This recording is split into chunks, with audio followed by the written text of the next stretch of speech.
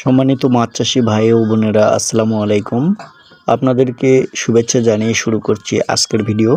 তো আজকের ভিডিওতে আমি আলোচনা করব যে এই পুকুরে আমি সরজমিনে গিয়েছিলাম এবং দেখলাম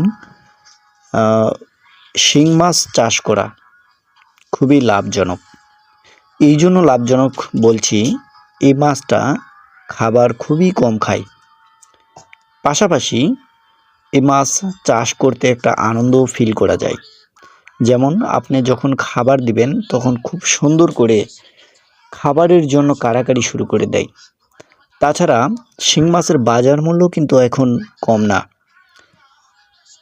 2024 সালের আগে অর্থাৎ 23 সালে শিং মাছ চাষি ভাইয়েরা যারা রয়েছিলেন তারা কিন্তু তেমন বাজার পাননি, কিন্তু 25 সালের আমি কয়েকটা ভিডিও ধারণ করেছি বাজার নিয়ে, মাছের বাজার, সেই জায়গায় আমি